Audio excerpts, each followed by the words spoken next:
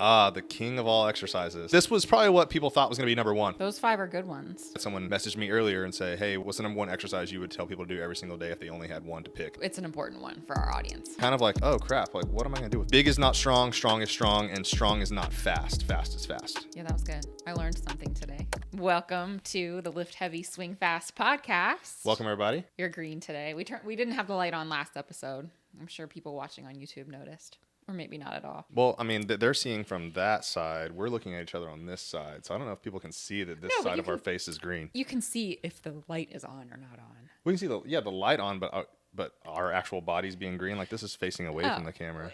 I see what you're saying, but I think you can still see a little bit of a more glowy, which I like. I mean, I'm into it, but we've played with the lighting in here a little bit. Also depends on the time of day that we're recording, because we have a window in here. Yes, we do. So we had windows in our last one too, but I also have I've tried to upgrade the lighting in all my videos too. So I bought like an actual soft box light. So if people that are into lighting know what that is, but it's just a big light that you see like on sets and things. So yeah, are you an expert now? Tell us. Absolutely not. You know? But I am trying my best to just make everything look a little better. I mean, I know that like whatever you put on your videos is way more important than how the video actually looks, but why not try to have both? So this is my effort. And that thing only costs like $50. So it's not like I spent a ton of money on this lighting situation. And I think it adds a little something. We will see how it goes. Yeah. I think it looks good. I mean, I sat here and messed with it. So I hope people that are watching might appreciate the effort that I try to put into making it look good and sound good too. They all appreciate it. Squat and I appreciate it. You do a good job. I try. Today's topic is a hot button one. I feel like this blog just went out. We've talked about this, of course, before. I think you do a good job of this on your social media, but it's an important one for our audience. Yeah, and I think it catches people off guard too, because what we're talking about today is the 5 foundational exercises that every golfer must do. And I think when people see this pop up, they think it's going to be a bunch of golf swing looking exercises, and it's pretty far from it when we actually get into the nuts and bolts of the 5 exercises that we're going to talk about today.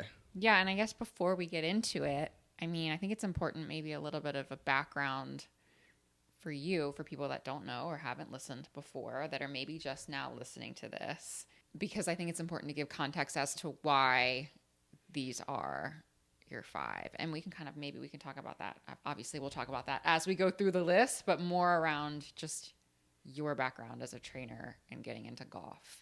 So you want me to kind of talk about myself for a little bit? Talk about my background?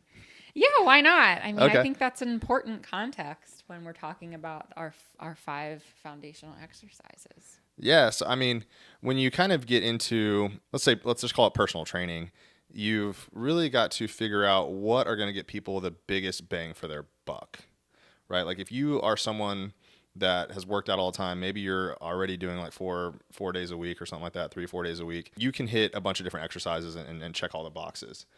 But if you're someone that's brand new and you're only gonna, when I first started personal training, people would sign up for 1 session a week, and you're kind of like, oh crap, like what am I gonna do with one if this person's truly only gonna work out one? Because you kind of have to like go into that session thinking that they're only gonna work out once that week, and you're like, okay, what can I possibly do that is going to get them I'll say it again, the most bang for their buck for one workout a week? And it's like, okay, what are the foundational exercises that everyone must do? We must do a squat or a lunge, but for the sake of this for the sake of this podcast today, we'll talk about the squat. We need to do some type of hinge, so like a deadlift. We've got to do a pushing pattern, a pulling pattern, and a lot of people probably don't do this like as a normal trainers probably don't focus on this, but for golfers, we're going to focus on rotating. You would probably, a typical trainer would probably just call it like core work, maybe rotation, anti-rotation, something like that. Okay. So that's probably where I really started learning the foundational movements of fitness. And that's what these are. Actually, they're not foundational movements for golfers. They're foundational movements for fitness. And so golf fitness, it's pretty much the same thing. We still need to train our body just like anyone else would, because we are still humans after all, and we're training to be stronger, more mobile, and all of those things that everyone wants and golfers need too. Yeah, and that's what I was getting at, and I'm glad that you touched on it. Just these are basically the foundational exercises, period, that everybody should do in their workout program. And we can talk about as we go through the list why they're important for golf specifically, because I think that's obviously why a lot of people will be listening in. But let's go with number 1, the king of kings. The king of all exercises. So I put this at number 1 for a reason. The rest of them like kind of aren't necessarily ranked, but I think squat is number 1. And did squat perk up? Nope. There's a reason why our dog's name is Squat, and because the squat is the king of all exercises. I still think it is the undisputed king of all exercises. A lot of people, physical therapists out there, like are kind of shying away from doing the barbell back squat, but they will still tell you that a squatting pattern is probably still going to be on the top of everyone's list of things they need to do. I actually had someone message me earlier and say, hey, what's the number 1 exercise you would tell people to do every single day if they only had one to pick? And it's the squat. It doesn't have to be the barbell squat. It doesn't have to be the barbell back squat. It could be the barbell. It could be any type of squat. You can hold a dumbbell. You can use a machine. You can use a Smith machine. You can use the hack squat machine, pendulum squat, etc., belt squat. The list goes on and on and on, but the squat is still the king of all exercises. Why? Why? Because how does it translate to golf? how does it translate to golf, or just why is it the king of all exercises? I mean, a little bit of both, but let's make sure we're hitting why it translates to golf. Okay. So why it translates to golf, right, is I got my notes up here because and we're going to go over a lot of these today, so I just want to make sure I touch on all the points. I obviously know the answers, but so, I mean, it really just develops total body strength, right? It's not just a lower body exercise. Like the squat is not just a quad exercise, right? It's not just the front of your legs. That might be a prime mover of the squat, but it develops the entire body, the core especially, however you're going to hold a weight. Now, if you are just doing a machine where maybe like the belt squat or something, you still have to brace your core. But if you're holding a weight, if you're putting it on your back, if you're putting something on your shoulders, like a hack squat machine, your core and your upper body is also engaged. So it is a total body exercise. It's not just an isolated movement. So it's also, it is a lower body dominant exercise. So you are going to build lower body strength, lower body stability, which, one of the biggest topics in golf fitness is that ground force reaction that we get, which is essentially we push into the ground pushes back at us. It's kind of a physics thing. I don't really know how to explain it that well, but in theory, that's kind of what happens. You push down, the ground pushes back. That's called a ground force reaction, which translates into... Isn't it supposed to be like an equal and opposite reaction? Yeah, or something like that? There we Yeah, go. yeah. Like, I don't want to get too in the weeds with it because I'll sound stupid because it's not my area of expertise. I just know it happens and we need it. We obviously are going to push through the ground, push through our legs. And then, so think about that, what happens when it comes back up, right? The power then is generated via your legs. So if you don't have, like I was talking to somebody the other day, they know they don't use their legs in their swing, and they're a super strong guy. Their club head speed is, probably substantially less than what it's going to be once they learn how to use their legs. Yeah. You see it all the time. Yeah. Right. And so higher club head speeds, longer drive, and just a more consistent swing. You drive with your legs, the power goes up your body, through your pelvis, through your upper body, out your arms, into the club, into the golf ball, right? That's kind of how the power goes. And if you're not getting power from your legs, you're not going to get much power anywhere else. Yeah, I think the thing to drive home for the squat and probably all of the movements we're going to talk about today is the whole full body, like the bang for your buck thing you mentioned at the beginning. Yeah. When we were in Florida a couple years ago and I was doing my tennis lessons with my coach down there, one of the things that that he brought up over and over and over again as I was working on my forehand, which again, if you're thinking about tennis, you're thinking a ton about upper body and just swinging your arms, like the general person kind of just thinking about the movements in tennis, right? Mm-hmm. I feel like golf, kind of the same thing. Obviously, there's a huge lower body component to tennis. That again is where your body is making contact first with the earth, is your feet from the ground up.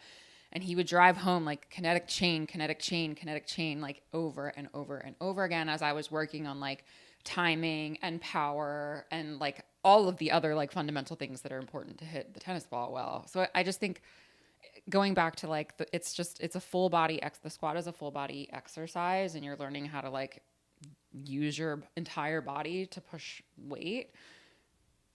That's kind of where we're going with all of these exercises today, when it comes to translating for golf, which is obviously very much full body movement. Right. And, every guy out there knows they neglect leg day. Period. Yeah, that too. It just absolutely is a thing. And to your point, I remember when we got those pickleball lessons, And remember the guy was like, first thing he was teaching people was like, you step towards the ball. Yeah. You know, like you move your feet to get into this position. And you saw the people that we were there with who probably hadn't done any kind of activity in a while. Like that's not a knock on them. It's just true. They were just swiping their hand at the ball. You just like people forget to move Yeah, they can't move. They their weren't legs. moving Like their lower body. you see it on the golf course too, with like the general public. If you kind of know what you're looking at, it's pretty easy to just see like an average person, like all upper body, and just completely losing sight of their hips and glutes and all the way down. Yeah, and I mean those are the big muscles, and you know, let's remember. So I think one of the things about this topic today is that it's not just about golf, right? The squat is a pattern that we need to get in and out of a chair. You know, I had an argument years ago about someone. He was like, "Well, why would you say the squat is above the lunge? Because if you're talking about getting up, well, what about walking? Wouldn't the lunge like be closer to a walking stride that someone would need to work on?" It's like, okay, cool, like squat and lunge. But think about just basic movements of life: getting up out of a chair, getting up off the toilet, walking around, getting out of the car, climbing upstairs. I mean, just so many things that the squat's also going to benefit that as well. So that's why it just kind of comes in at number one, because if you're going to be able to do anything for the rest of your life, it's probably going to want to be able to squat. I agree. I love the squat and the squat. Yeah. All right. We named our dog Squat, so we didn't name it. We didn't name him Bench Press. His name is Squat. We are still thinking about getting another one. Your dad really wanted us to name one Rack, like Squat Rack. I think rack is cute, but I still think brisket's cute. I'd love for people to weigh in on that, because a little puppy named Brisket would be adorable. I still think Pancake, because then we call him Short Stack. I think that's lame. Number two. Number two is the deadlift, or we call it a hip hinge, whatever you want to call it. So again, like a lot of movements can kind of check the box here, but we're just going to talk about the deadlift because it is like the most common and the easiest one to talk about. This is my favorite exercise. Yeah, I agree that number one is squat, but like this is my favorite. Depending on like your body shape, like you're going to be a little more biased to one. Yeah. I'm a pretty good squatter. I think you're a little bit better of a deadlifter because Yeah. of like our femur links and things like that. Yeah. So people are definitely going to be biased towards one. So you want me to talk about golf first, or should I talk about just life and why we want to deadlift? Yeah, no, I think this is a good life one, and then we can kind of go into golf. I think the golf is a little bit more obvious. Of course, we'll still talk about it, but I think the golf posture, as you'll go into, is important. But Right. go ahead. I mean, I think the most basic thing that people will come up with that you want to be able to deadlift for is to bend over and pick something up. Like, I think that's pretty standard, right? We want to have the core strength, the ability, and I think the deadlift also just teaches us how to move our hips in a hinging pattern. That, though, Yeah. people know how to bend over. Like, we both know, coaching clients, this is probably one of the more difficult exercises to teach. Right. Like, the squat is like very technical, but the deadlift is really hard because we just talked about people not knowing where their legs are. And I think like teaching people that the deadlift isn't a back going towards the floor exercise, it's a hips going back exercise. Correct. Yeah.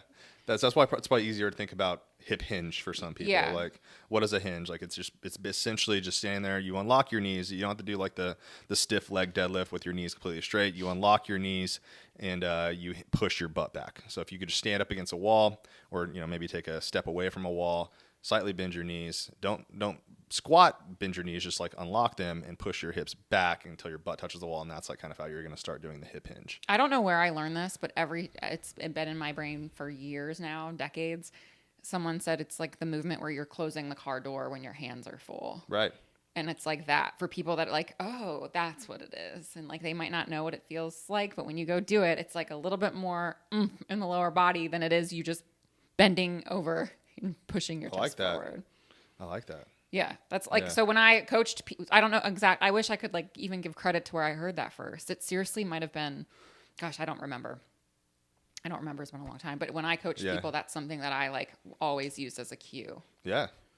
But the wall is a good one too. Like getting people to learn how to just like touch your tailbone, to push your tailbone towards the wall. Like when you have them away from a wall, gets them to think about going back. Yeah, I used to, and I actually did this to one of my clients in person the other day. I like put I don't put my hand, of course, put like a foam roller or like a stick mobility stick or something.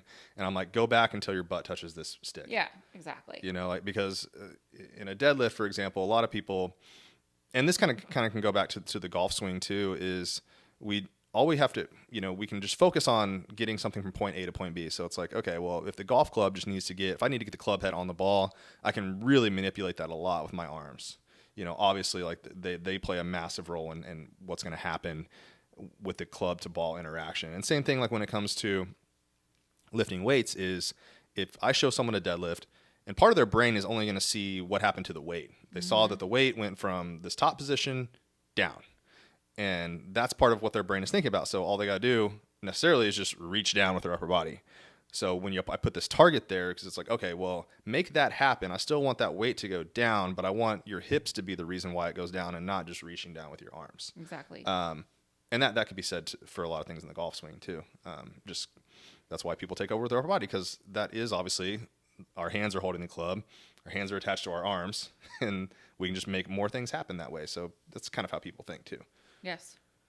Are we going to get into the pulling part, or is that a little bit more of the upper body later?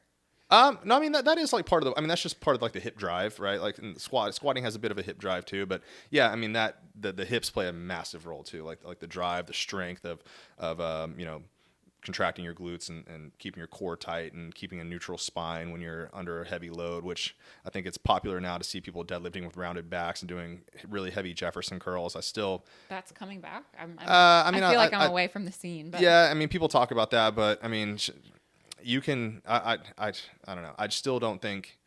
I mean, just trying it doesn't feel good. I don't want to do a Jefferson curl with super heavy loads. I mean, yes, your back should be able to handle loads outside of neutral spine because we get into that position all the time. Like, we're humans. We're not just going to live our life like in this rigid neutral spine position. But I mean, I probably would say that I don't program that. Yeah. Yeah, that's just not what I've programmed the Jefferson curl, light weights. I like it as a warm up. Like just yeah. lifting up your spine with like a 40-pound dumbbell or less. Like something that's like a good amount of weight, but it's not like I'm trying to. I mean, could you slowly progress that over time too? Yeah. Sure. I don't know. I'm just not in the. That's just not something I've done a whole lot of. But so like getting in that neutral spine, your core strength, and just learning to kind of drive from your hips, because then again too, like on the pull, right? People can just again round their back and use their upper body. So maybe staying in that neutral spine is also just a better way to get engagement from your lower body and your hips, right? As opposed to wanting to challenge getting out of neutral spine. So, but let's kind of talk about why it's important for the golf swing. So, reason we talk about neutral spine is that you want to have a neutral spine at address in the golf swing. It's golf posture, right? Like if you are rounded forward, or if you have your lower body, if you have like your pelvis anterior tilted too much, or something like that, or if your lower back is round, out of neutral spine makes it hard to turn. Your hips aren't aligned correctly. Your thoracic spine gets tight because like you're rounding and you're kind of compressing your thoracic spine, and it makes it harder to turn. So like someone could test this out right now. Stand straight up, like have really good posture and turn, and then now like round really hard and try to turn. You're going to lose range. So the deadlift is also training people to be in really good posture. And if you were to grab your golf club right now and video it or look in a mirror, to go from standing straight up with your club, like if you stood here straight up, held the club out in front of you, and then brought it in and went down to golf posture, the first thing you're going to do is a hip hinge, very similar to a deadlift. So that helps you like really get into better posture. And then, the hip strength that comes from the squats and the deadlifts can also just like help you with, hip mobility, and that's going to help you eliminate a lot of problems that people have. Loss of posture being one. Loss of posture is also contributed to something we call early extension, where you are you lack the ability to like kind of stay in that hip hinge and then rotate through it. So then what you end up doing is thrusting your hips towards the ball too early, because we extend in the golf swing. But if it happens too early, it's called early extension. That's a swing fault, one that I actually suffer with myself. Not because of a body thing, it's just how I taught myself to swing back in the day. Because what happens is if you are going to be too steep in your golf swing, one way to shallow it is you push your hips forward. That drops the golf club down, shallows out your swing. So it's kind of I don't want to call it a life-saving mechanism. It's a swing-saving like thing that people do. Like, and some like great like Phil Mickelson kind of early extend a little bit, Jack Nicklaus, stuff like that. So, but not to the extreme that a lot of people do. Right. So let's see if there's anything else I want to talk about. I mean, yeah, and then again, making your body stronger, like all these exercises are also going to contribute to better sequencing and higher club head speed too. So that's why you always want to do all these exercises. Yeah, strength. Yeah. Strength is like, strength isn't, I like to tell people big is not strong, strong is strong, and strong is not fast. Fast is fast. Yes. Those are all true things. Did I say that really fast and everyone understood that? Let's pause for everyone to process. Yeah. Did I also say that did I say it all correctly? I'm going to have to watch this again, make sure I think I said it all correctly. I think so. Yeah. That was good. I kind of. See, I'm proud of you didn't myself. have to think about it. I'm proud of you too. All right, let's keep this moving. Upper body push is number 3. Yeah. Is this just generic upper body push? So we're talking like bench and overhead press? Same? I mean, again, like I probably would classify, again, no, we're not talking about any like kind of single joint exercises. So all these are compound lifts. And when you do a compound lift, you're also going to hit other parts of your body too. So like if someone says, oh, upper body push, we're just hitting our chest and shoulders. Like, well, you're also going to be hitting, depending on if you're doing like a standing press, it's a lot of core. Even if you're doing a bench press, it's a lot of core. We're also talking about the shoulders, talking about the triceps, talking about the grip. We're talking about the forearms, like so all this kind of stuff that goes into these exercises. So that's why when you do compound exercise, you check all the boxes. Yes. So that's why these are all topics. So yeah, so we're talking about push-ups, we're talking about bench press, talking about overhead presses. I mean, and I would call it total upper body push. I mean, even if you're doing like a tricep extension or something like that, I would probably classify that, or dips or something, I would classify that as an upper body pushing exercise.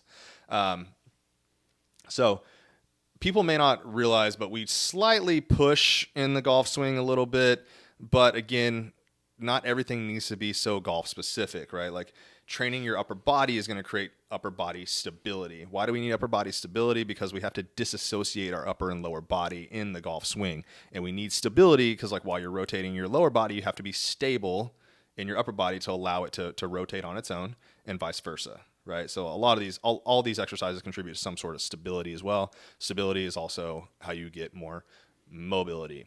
I mean, everyday life, like we don't need to push a ton of stuff. Like you push a door open. Maybe I'm forgetting a few things, but maybe you push yourself up off the ground. So, are we talking about everyday life? Everyday life and the golf swing. Upper body push, upper body pull is going to be the next one.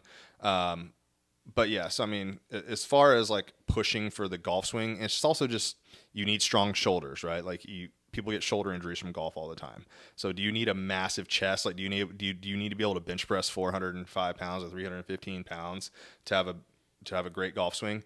No, but you do need adequate strength in your upper body pushing patterns. I think like a good way to think about things like this is to always go to like the extreme case. So if you're thinking about like a 70-year-old woman who's putting luggage in overhead, right, or getting up out of a chair, which is oftentimes initiated by like pushing up against the chair with their hands. Like you oftentimes see older and maybe not so old people struggling with that. And so when I say extreme example, I just mean, for those of us that might not be close to 70s, 80s quite yet, and some listeners are, that are in tip-top fucking shape and have zero issues with this stuff. Like these are the things when we're talking about like functionality in everyday life that like you don't think about. Anybody that's had surgery of any kind on their body knows what we mean too when we're saying like full body and like how functionality matters. Is like if you've had your shoulder surgery or something anything on your body, like everything that you do, you realize like that that muscle is being used, So it's like, it's easy to think, that's just core. That's like literally just my abs and it's like, no, it's like the whole body is working in unison, and there are a lot of exercises that require upper body strength and stability, and not a lot of exercises, but a lot of everyday movements. Right. So those are my 2 cents from the everyday life perspective, not so much the golf perspective, but it goes back to what you were saying with strength overall. I think that's just something that's important. And I mean, I think, making the case for like a squat and a deadlift is harder to get people to do, men especially, to do. You don't have to tell them to go bench. Yeah, it's not hard to get a guy to bench press. So they're like, oh yeah, whatever. I don't care if this even was detrimental to my golf game, which it's not. It's beneficial, but I could probably still easily have every guy would be down to do it. So. I know. And I'm just here trying to be the woman out there to tell guys to please stop skipping leg day. We can tell. It's noticeable, right? Just don't skip leg day. When we first met, we were like, that guy doesn't skip leg day. I'm in. I wasn't paying attention to you. Oh, okay. All right. Next exercise. Moving on. You were too. Mm-hmm. I know she was. because Erika and I met by her commenting on one of my social media posts. So, but we knew each other in person too. But that's really how it got kicked off. So she noticed. Don't let her fool you. All right, next one. This probably could have, if these were in order, this would go above upper body pushing for the golf swing. If we're talking about like in order of like importance for the golf swing, like this would probably be higher because this is upper body pull. So I mean, again, this is kind of your pulling exercise. So you're talking about pull ups, rows, face pulls, lat pull downs, bicep curls, et cetera, et cetera. Anything that's a pulling motion. All right. You did a really good YouTube video about pull ups for golf last year. I'll link that. We should do another one. Yeah. Yeah, it was good. Yeah.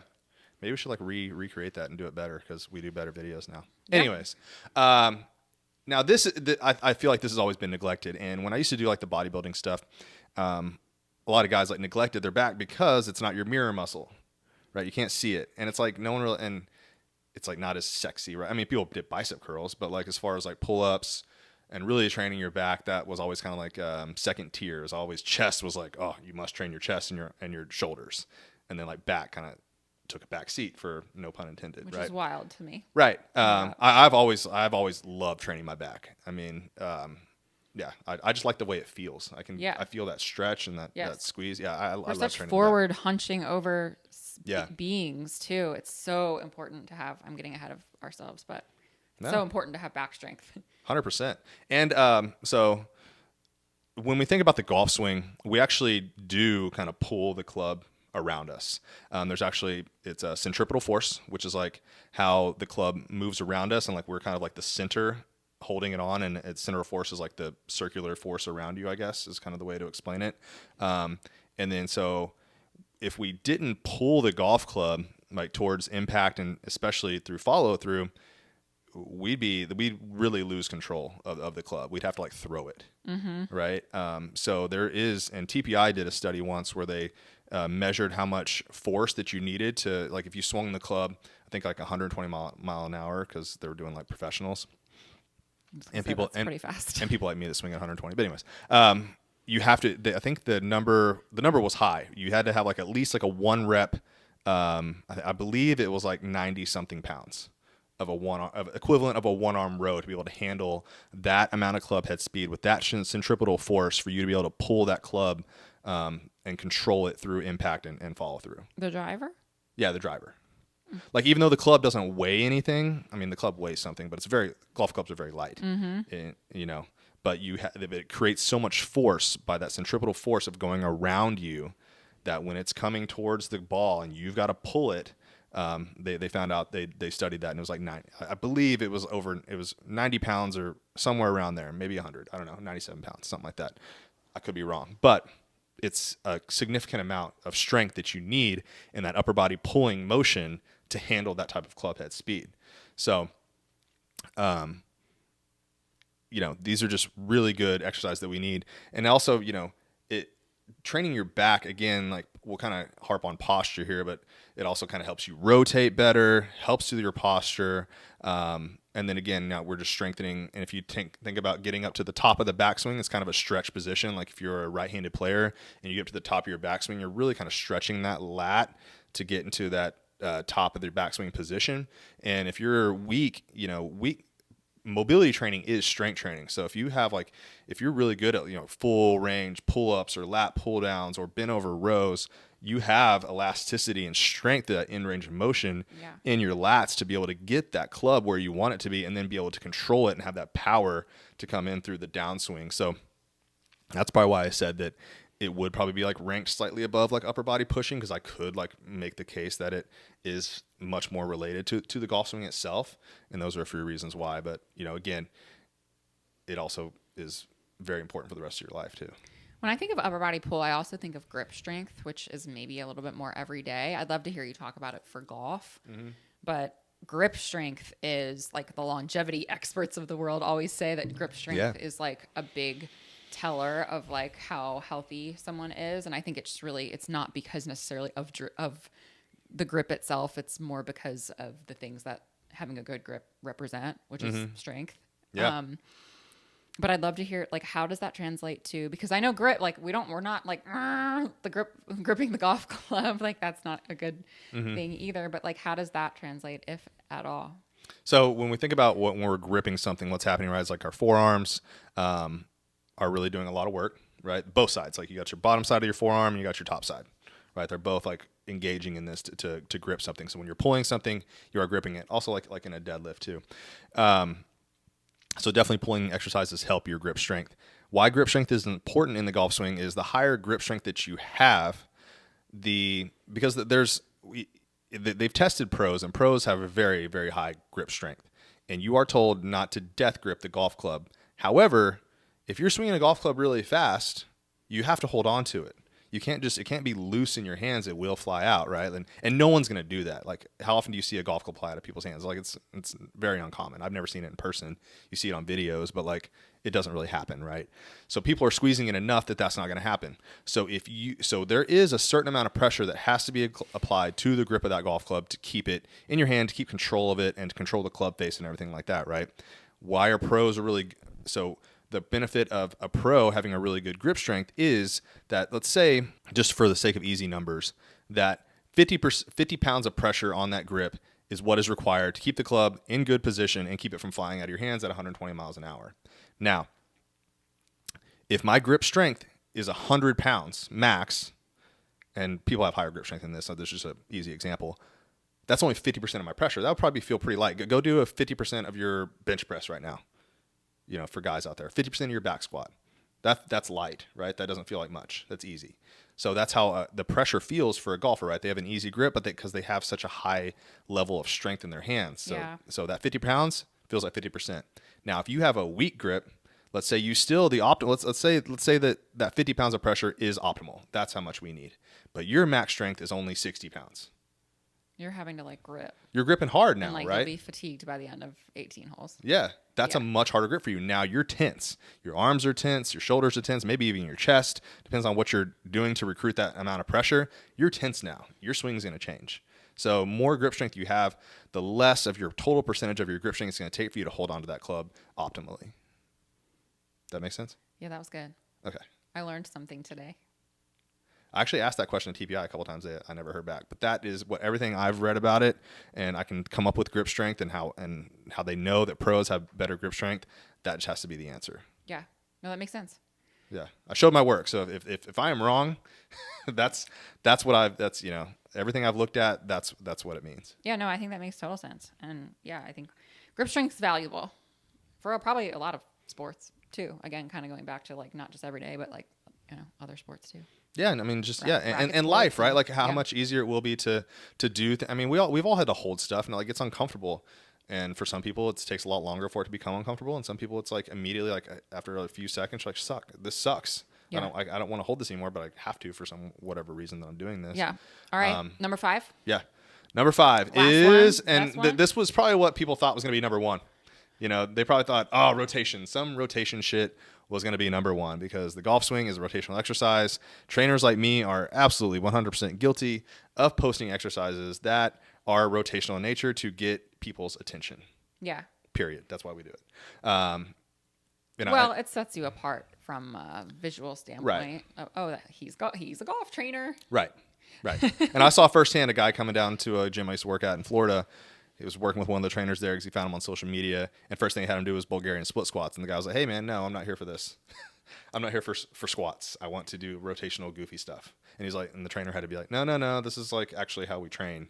We do all this and a few of those things. So rotation is huge. Anti-rotation is also huge. So I could have put rotation, anti-rotation, but we're talking to golfers, so we'll talk about rotation. I don't think that we really need to tell golfers why rotation is important because golf is a rotational sport. That's how we, enhancing your rotational speed and power and strength will help you generate more club head speed, obviously. Helps you get, coaches talk about covering the ball, rotating through it, getting shallow. All these things really depend on your ability to rotate. And rotation is not just your torso, right? I think that's the exercises we see where we're always just kind of rotating our torso. We also need to rotate our hips. A ton of stuff actually rotates. Even your knee rotates a little bit. So we need a lot of rotation. So I don't want it to be just... And if you're a shuffler, your ankles do too, even though ankles don't rotate. right? Eh, Well, I guess yeah. they kind of do. The ankles move a lot. They plantar flex, dorsiflex, inversion, eversion. They move around quite a bit. Yeah, even your knee has That's wild that your knee rotates. yeah, from your lower leg and your knee rotates a little bit. It's not much. Nothing compared to like your hip and your shoulder and your wrist or whatever, but yeah. So you need lots of rotation. Yeah, you need your shoulder to rotate like cars or like controlled articular rotations, like your hips, shoulders. Yeah, we need tons of rotation. But I mean, typically what you'll see, right, is more people doing like they'll hold something like a cable and do like a torso rotation because you need a ton of torso strength and torso rotation. Also you're training your obliques, you're training everything, your obliques, your pelvis, all that kind of stuff. Like because like your abdominal slings kind of like go sideways, and so like when you pull your pelvis, like that's how we like kind of rotate through the golf swing a little bit. So yeah, I mean obviously rotation. Yeah, but let's talk about before we wrap up in terms of rotation. I think it's important to talk about why you tend to program, and you can correct me if I'm wrong, but why like you typically program more rotation in off season versus when we're swinging the golf club more heavily in the in season. Yeah, I mean I program kind of how you differentiate between. I feel like I always have to program some type of rotation because I am training golfers and I have to keep them rotating because the people I work with one-on-one, I can kind of do it a little differently because I know what they're up to. Yeah. But when I program one to the masses, like, there's people all over the world that do our programs. So I'm always putting some type of rotation in there. But I feel like in season, you probably don't need as much because you're out there rotating on the golf course all the time. And in season and off season, we can actually load it up a little heavier. So I just incorporated, adding more stability when you're doing your rotation exercises. So like, people doing lift heavy swing fast will see that I've put in this exercise where we're down half kneeling up against a box or a bench and then like really cranking away on how much strength we can have in our torso rotation, which I think is neglected because you typically just see people on social media doing a bunch of these like choppy little banded rotations. And I'm like, no. Let's like get strong with this shit, right? Like because like I'm I just started doing it myself like for a few weeks, and now like on our cable machine I started out at 50 pounds and like it should be progressively overloaded just like everything else. And week 1 50 pounds, week 2 60, and now like I think I'm on week 4 now, and I do like 90-pound torso rotations. That's crazy. Yeah, it feels insane because like Yeah. I haven't really done this before, like this like hardcore, like really trying to see how strong I can get this torso rotation to go. But yeah, it's fun, and like I'm doing like only like 5 reps, like just going hard. That's how I like to train core, like heavy and slow and like not a ton of volume. Like like I always tell people, I mean, this can go for a lot of things, right? When we had our mobility conversation and our yoga conversation a couple episodes ago, like there's a big difference between having control. Mm-hmm. So just having nice and slow controlled movements when you're pulling a heavy cable versus like banded floppy doofus, like all over the place. Like anybody, like, and I think core is a good example of this because you see people all the time, like using momentum as a muscle and just like using their every other body part besides like the muscle that they're actually trying to work out. And they'd rather just say, oh, I did 100 shitty ass crunches than like 5 slow, hard ones, maybe that are weighted or whatever. And like really like learning how to actually control and use your body. Yeah. Yeah. I definitely think that, low rep training is very underutilized in core work. 100%. Yeah, it's like, let's do 500 Russian twists, or let's do this like bullshit. I don't know why we started that, or if it was like a P90X thing, or because it's more burny, but it's like so much less effective. And I feel like rotational training actually can be like, especially for golf, because again, like in the golf swing, you're already moving fast and doing the thing in the sport, like just learning to have like that strength and that control. Yeah, and it's funny like the first 4 exercises or movement patterns or foundational exercise, whatever we're calling this, people don't really question like how many reps and sets I should do or they should do of like exercises like that. It's always like, how many of this golf rotational exercise should I do? I'm like, okay, well and I asked the guy earlier, I'm like, well, how do you choose the reps and sets of other exercises in your workout? And he like wrote this long thing about how he chooses. I'm like, okay, same thing for this exercise. Yeah. You did how many back squats the other day? I did 5. Okay, well, why don't you try 5 of this? Right. Load it up heavy. Yeah. You know, like what makes it so different all of a sudden? Totally. Yeah. That's a good way to wrap it up. Yeah, I think so. Those 5 are good ones. They are the ones. I mean, rotate, anti-rotation at the end could be like, 5 and 6, but whatever. 5A and 5B. Yeah, 5A and 5B. So yeah. Okay, perfect. There we go. Well, hopefully y'all got something out of this. That's our goal always with this podcast. I know Squat learned a lot about being number 1, which he knows that he is. Oh, he definitely knows. But if you got, we've referenced a lot of cool past episodes and blogs in this particular episode. Also, always check our show notes. We're always time stamping and trying to make things as easy as possible for you guys to like be able to listen and consume the content, because we know you only have so much time in the day. LiftHeavySwingFast.com to find all of the things, our blog, our newsletter, our free downloads, our programs. They are there. And our all access program is out now. And the all access program is live. It'll be very much live by the time this rolls out. So you can get access to all of our programs, literally all of the ones in our Train Heroic app for $49 a month. Yep. It's insane. It's insane. So check it out, guys. Don't miss out. And we will see you next time. Thanks.